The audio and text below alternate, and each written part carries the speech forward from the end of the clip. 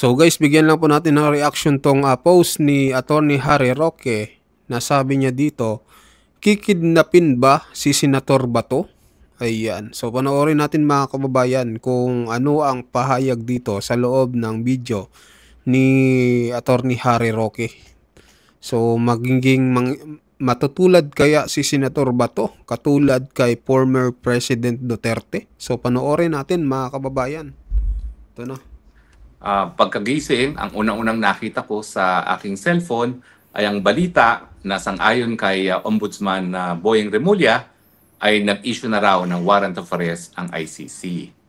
Siyempre, ang nasa isipan ng marami, kung nakuha nilang kinidnap si Tatay Digong papunta rito, kikidnapin ba nila uli si Senator Bato papunta rito, no, sa Hague? Well, bago tayo pumunta ron, merong issue. Dapat ba natin paniwalaan si Ombudsman Remulla na meron ng warrant of arrest, gayong wala pa namang balitang ganyan sa webpage ng ICC, at sabi nga ng tagapagsalita ng ICC, ang tanging official source of information ay ang webpage ng ICC. At sinabi rin ng kapatid ni Ombudsman Remulla na si Secretary Remulla ng DILG na wala rin silang notice, no, na nasa red notice list na ng Interpol si Senator Bato. Well, unang-una po, sa tingin ko po, kinakailangan paniwalaan ang sinabi ni Secretary Remulla. Bakit? Well, naranasan na po natin yan sa kaso ni Tatay Digong. Naku. Isa sa pinagsisisihan ko, habang ako po ay wala na sa Pilipinas, tinanong po ako ni Executive Secretary Medialdea noong mga panahon na sila ay nasa Hong Kong. Hari, sa tingin mo ba, meron na bang warrant of arrest ang ICC labang kay Tatay Digong? Ang sinagot ko, well, check ko muna ES. So pinuntahan ko webpage ng ICC, walang balita. Tinignan ko ang Interpol, walang red notice alert kay Tatay Digong kasi nasa computer naman po yan. Tinawagan ko pa ang mga estudyante ko na nasa DFA para ipatanong kung merong notice na nakuha ang embahada sa Netherlands sa warrant of arrest na in-issue o kung merong ang na-issue warrant of arrest kay Tatay Digong. Ang sagot, wala. So matapos ko ma-check sa webpage ng ICC, sa webpage ng Interpol, at doon sa mga taga-Philippine Embassy na wala pang warrant of arrest sa kanilang pagkakaalam, ang sabi ko kay ES, sa tingin ko wala pa kasi ito yung mga tinawagan ko, chinek ko, at wala naman kahit sino sa mga tinawagan ko para magsinungaling sa akin. Pero anong katotohanan? Meron na pala talagang warrant of arrest. At ang patakaran ng ICC, bagamat ang ICC webpage ang tanging source of information na opisyal sa mga pangyayari sa ICC, pag nagkaroon ng issuance of warrant of arrest, initially, sinisekreto yan. Ito nga ay para hindi makatakas ang isang akusado at mahuli ka agad. Okay. At kaya ako po pinagsisisihan na sinabi ko na parang wala pang warrant of arrest, yun nga po. Dahil nagkaroon ng conclusion dun sa pagpupulong sa Hong Kong na wala pang warrant of arrest, si Tatay Digong na galing sa ICC, baka luka na warrant of arrest pa lang, po pwedeng harapin ni Tatay Digong yan sa Pilipinas. Pero kung siguro ang sinabi ko is yung patakaran ng ICC na talagang sinisekreto muna ang issuance of warrant of arrest para mahuli yung akusado, baka mamaya napigilan na pag-uwi ni Tatay Digong, no? Dahil alam natin na kapag talagang may warrant of arrest, talaga namang ang mga Marcos administration ay makipagtulungan para isurrender siya. At in fairness to Secretary Remulla, Ombudsman Remulla, kung si Marcos Jr. ay bale-balentong na nagsasabing hindi makipagtulungan sa ICC pero nakipagtulungan, itong si Secretary Remulla consistent makikipagtulungan. Kasi kapag sinabi ng Interpol daw ay kinakailangan magtulungan, makikipagtulungan. Pero ang katotohanan nga, wala pang red notice alert kay Tatay Digong ang Interpol, at ang nangyari lamang ay nagkaroon ng request ang Pilipinas mismo sa buong daigdig na ng tulong para nga mahuli si Tatay Digong na noong mga panahon na yon ay nasa Hong Kong. So sa tingin ko po, dapat paniwalaan na may warrant of arrest na si Senator Bato. Pangalawang tanong, makikidnap pa muli nila si Senator Bato gaya ng nakidnap nila si Tatay Digong. Bakit uli kidnapping ang tawag natin dyan? Kasi meron pong proseso na nakasaad sa Article 59 ng Rome Statute na kinakailangan bago mapadala sa dahig, idaan muna sa lokal na hukuman para sa dalawang bagay. Unang-una, para mag-garansya ang karapatang pantao ng nasasakdal bago ipadala sa dahig. Pangalawa, para masiguro nga na dapat siyang i-extradite sa ICC dahil ang ICC ay merong jurisdiction. Dahil hindi po nagawa yan, ang sinasabi natin, kidnapping. Kasi hindi nasunod mismo yung sinasabi o nakasaad sa Rome Statute. At bukod pa dyan, nung panahon na siya ay inaresto dyan sa Villamor, na hindi siya pinakitaan ng warrant of arrest. Now, ang tanong, pwede bang maulit muli yan? Well, ang sagot, pwede. Kasi nakita natin na sa larangan ng politika, habang nandyan ang Marcos Jr., kahit tama o mali, gagawin at gagawin nila. At tignan mo naman ang nangyari kay Tatay Digong. Bagamat ako, sa tingin ko, nung mga panahon na yun na imposibleng maisakay si Tatay Digong sa eroplano papunta ng ICC kasi nga ihaharap muna siya sa lokal na hukuman. At kung babasahin niyo yung aking mga posts at saka mga spokes hours ko ng mga panahon na yon, talagang kampante ako na maski totoo yung paghuhuli ng warrant of arrest ng ICC, kinakailangan iharap muna siya sa RTC. Hindi ko akalaing napakakapal at napaka-brazen ang pagbaliwala ng batas ng Marcos administration. So ang sagot po, pwede. Pero kasing dali ba nilang makidnap si Bato de la Rosa ngayon gaya ng ginawa nila kay Tatay Digong? Sa tingin ko, hindi na. Kasi nga, nung panahon ni Tatay Digong, una-una, hindi inasahan na meron talagang warrant of arrest ang ICC. Pangalawa, hindi inasahan na maski meron na warrant of arrest, hindi ihaharap sa lokal na hukuman. In other words, hindi inaasahan na kidnapin si Tatay Digong. Binigyan pa rin natin ng benefit of the doubt ang Marcos administration na susunod sila sa Rome Statute at sa Batas Pilipinas.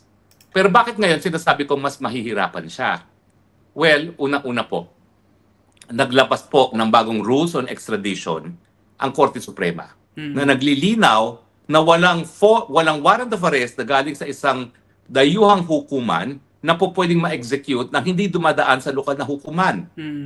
Now, dun sa isa kong broadcast, ang sinasabi ko, itong bagong rules on extradition, bagamat ang tawag ay bago, ito ay inuulit lamang ang probisyon ng isang batas, Presidential Decree number 1169, kung saan nagbibigay ng proseso kung paano nga ipapatupad ang request for extradition ng isang Pilipino pursuant sa request ng isang dayuhang bansa.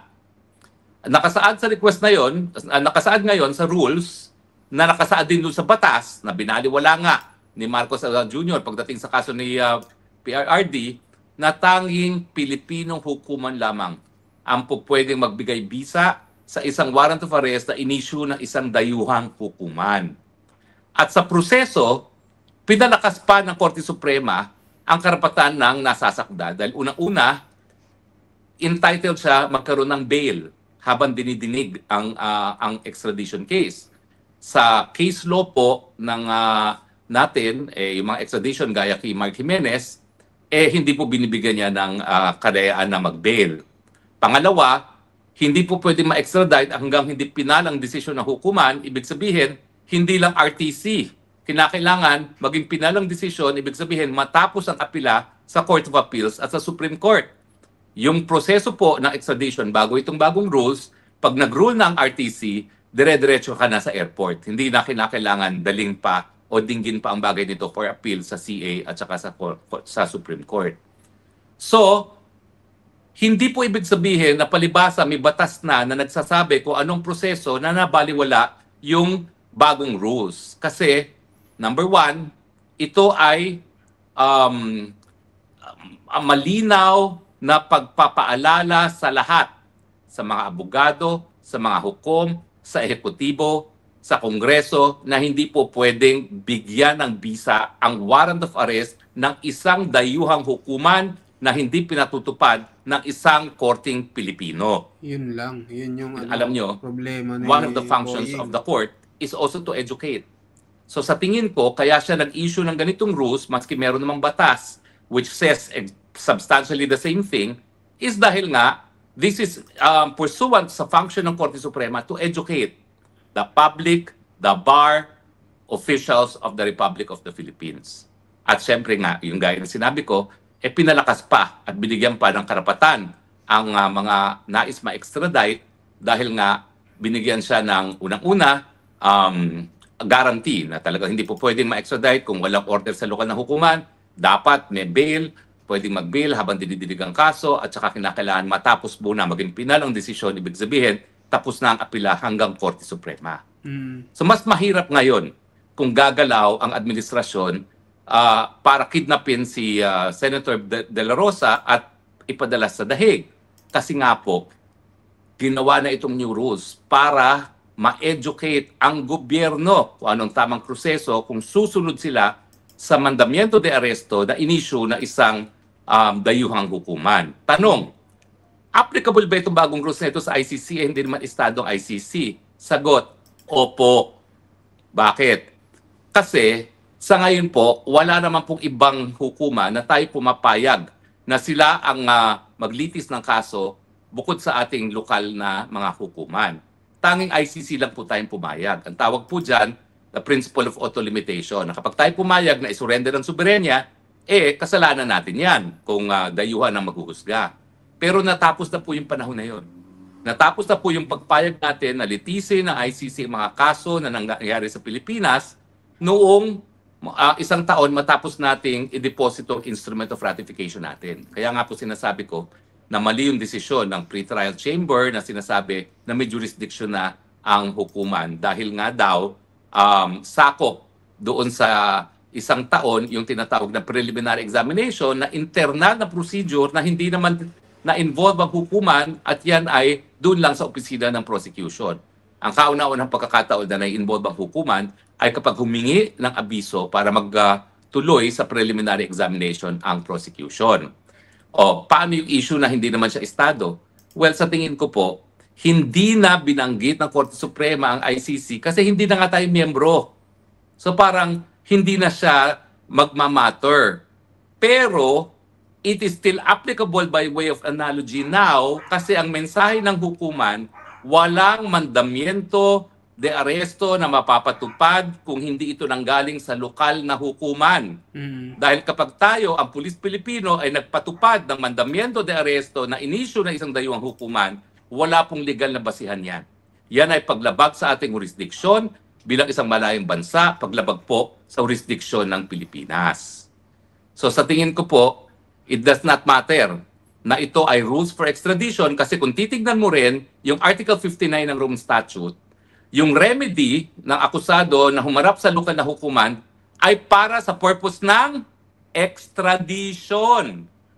So yung provision mismo ng ICC na nagsasabi na dapat dalhin muna yan sa isang lokal na hukuman ay dahil dapat masunod ang proseso ng extradition sa bansa kung saan manggagaling ang akusado. Ibig sabihin, dapat sundin yung proseso ng extradition sa Pilipinas. At ano yung batas na yon? PD 1169 at yung new rules on extradition. So pinababayaan na ng Rome Statute mismo ng ICC na ang proseso pag-extradite ay sang-ayon sa lokal na batas at proseso ng Pilipinas. So unless gagamitan na naman nila ng dahas si Senator Bato de la Rosa at isasakay nilang sapilitan sa isang pribadong eroplano na naman, mahihirapan na po sila. Pangalawa, meron pang mga petisyon na nakabinbin noong sa Korte Suprema para mapigil nga ang pagpapadala kay Tatay Digong sa dahig. Bagaman siya po'y nadala na, hindi po ibig sabihin na palibasa mutin academic na dahil nandito tayo sa Hague, ay hindi na po magdidesisyon ng Korte Suprema. Isang exception po kung sa nagdidesisyon ng Korte Suprema sa isang kaso na mutin academic na, ay kung ito po ay of transcendental importance. At sa tingin ko yung issue na kung kailan po pwede pang magkaroon ng jurisdiction ng ICC sa kabila ng tayo yung nagbitiw na sa pagiging miyembro, ay isang issue involving transcendental importance kasi nga po, the ICC's jurisdiction is an exception to the general rule na tanging batas Pilipinas lamang ang ipatutupad at po pwede lang ipatupad ang batas Pilipinas ng mga lokal na hukuman. So sa tingin ko po, magdidesisyon ng Korte Suprema at abogado po ako ni Kong Pulong doon, so hindi ako po pwede magsabi kung paano magdedesisyon ng Korte Suprema. But at the back of my mind, meron akong suspecha. Sabihin na lang natin na itong mga pangyayari na nagkaroon ng warrant of arrest si Senator Bato de la Rosa, ito po isang dahilan para po madesisyonan sa lalong mabilis na panahon yung 3 petisyon na nakabinbin ngayon sa Korte Suprema.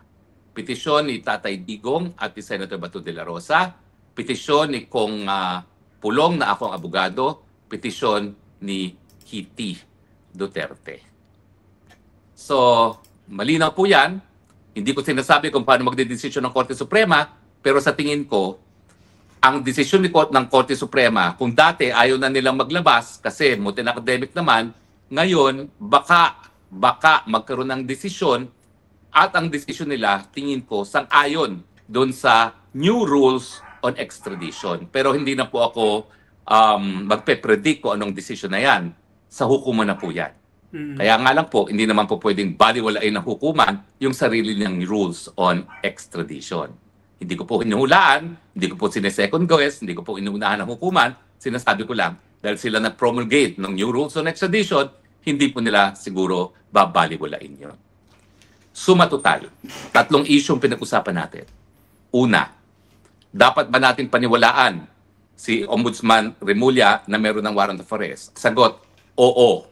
Dahil sa karanasan natin, ang warrant of arrest, miski hindi publish sa ICC, miski walang red notice alert sa webpage at Interpol, miski walang notice sa ating embahada sa Netherlands, ini-issue yan secretly para nga mahuli ang akusado. Pangalawa, makikidnap pwede ba makidnap si Senator De La Rosa? Ang sagot, oo. Kasi walang ya ang administrasyon ni Marcos. Binabaliwala ang batas. Kung anong gusto nilang mangyari, gagawin nila yon. At ang mensahe nila, kayong mga kalaban namin, wala kayong takas. Pakukulong namin kayong lahat sa tama o hindi. Pangatlo, kaya ba nilang gawin yon na kasing dali ng ginawa nila kay Tatay Digong, yung kinidnap nila sa Tatay Digong? Hindi. Kasi nagsalita na ang hukuman, ang kataas-taasang hukuman, na hindi pwedeng mabigyan ng bisa ang isang mandamiento de aresto ng hukumang dayuhan na hindi dumadaan sa lokal na hukuman. At pangalawa, may mga nakabinbin na kaso na pagkakataon para sa Korte Suprema para linawin kung tayo ba ay meron pa talagang obligasyon na makipagtulungan sa ICC sa kabila ng ating pagbibitiw. At dahil nga dito sa banta na arestuin si Senator Bato de la Rosa, sa tingin ko, magkakaroon ng desisyon ang Korte Suprema. Ang aking paninindigan, well, paulit-ulit ko naman po sinasabi, wala na pong jurisdiction ang Korte Suprema. Ako po isang ayon doon sa 2 judges ng Appellate Tribunal ng ICC nung sila ay nagkaroon ng dissenting opinion doon sa issue kung dapat pa magtuloy ang preliminary investigation laban kay Tatay Digong. Ang sabi ng 2 dissenting judges, dahil wala naman sa pilitan ang memberships sa ICC at ang jurisdiksyon ay nakasalalay sa pagpayag ng mga bansa na kilalanin ang jurisdiksyon ng hukuman, wala ring pamamaraan para pilitin ang mga bansa na manatiling miyembro ng ICC. At dahil dito, may karapatan ng ICC, may karapatan ng mga bansa na kasapi ng ICC na bumitiw, gaya ng pagbitiw ng Pilipinas at gaya ng pagbitiw din ng bansang Hungary, kailan lamang. Now, dahil nga, voluntary membership, pwede magbitiw, pero meron ding obligasyon na makipagtulungan ang mga bansang bumitiw na. Ang issue, forever ba yung obligasyon na makipagtulungan? Ang sagot ng 2 dissenting judges, hindi. Dahil kapag pinilit po sila makipagtulungan till kingdom come, dinalabag ng soberenya ng mga bansa na nagdesisyon na ayaw nilang sumapi na sa ICC. Bagamat mayroong obligasyon na makipagtulungan, dapat yan gawin sa loob lamang ng 1 taon matapos ma-deposito ang instrument of ratification. At kapag hindi gumana ang hukuman, kapag hindi ginamit ang jurisdiction ng hukuman sa loob ng 1 taon matapos pagbibitiw, hindi na mapipilitan ang mga bansa na makipagtulungan sa ICC. Kaya ang boto ng 2 dissenting judges sa Appellate Chamber, wala na jurisdiction ng ICC, dapat ma-dismiss ang kaso. Nakabinbin po ang kaparehong issue muli sa ICC. Ang tingin ko po, mas malaking pag-asa natin ngayon dahil malinaw na po na mali ang ginawa ng Pilipinas pagdating kay Tatay Digong, at kung hindi babaguhin ang jurisdiction pagdating sa jurisdiction, magkaka-issue talaga kung kaya bang magbigay ng katarungan ng ICC o kung ito ba talaga ay instrumento lamang na ginagamit ng mga politiko laban sa kanilang mga kalaban sa politika. Sana po ako po ay nakapagbigay linaw dito sa isang issue na mahirap intindihin. Pero yan ang pong dahilan kung bakit mayroon tayong Spokes Hour. Maraming salamat po sa inyong patuloy na pagtangkilik. Hanggang sa muli po, ito po ang inyong Spokes ng Bayan, Harry Roque, live from The Hague, Netherlands. Nagsasabi, I love you Philippines. You're the only country that I have. You're the only country that I love. Bye. So ayun mga kababayan, anong masasabi nyo dito sa pahayag ni Attorney Harry Roque patungkol nga mga kababayan dito sa arrest warrant na nilabas di umano ng ICC? At sabi niya dito, kailangan daw natin tong paniwalaan dahil nung kinidnap daw si former President Duterte ay wala din daw nilabas na issue sa website ng ICC at sa Interpol. Kaya kailangan daw paniwalaan natin tong sinasabi ni Secretary Boying Rimulya na arrest warrant laban kay Bato de la Rosa. Pero pangalawa, may hirapan daw kidnapin si Bato de la Rosa dahil mayroon na nga pong nilabas na executive order itong SC, no, yung bagong batas na hindi na basta-bastang pwedeng ilabas ang isang mataas na tao, no, katulad nito ni Senador Bato de la Rosa, dahil nga mga kababayan ay kailangan munang litisin dito sa ating hukuman dito sa Pilipinas, at pag napatunayan tsaka dadalhin sa ICC. So may hirapan daw mga kababayan, no? At ayun, anong komento nyo mga kababayan sa sinabi ni Attorney Harry Roque? Medyo no, lag yung kanyang video pero tuloy-tuloy naman yung audio mga kababayan. Kaya yan, tinuloy natin. So maraming salamat po sa inyong lahat, sa mga bagong pasok dyan.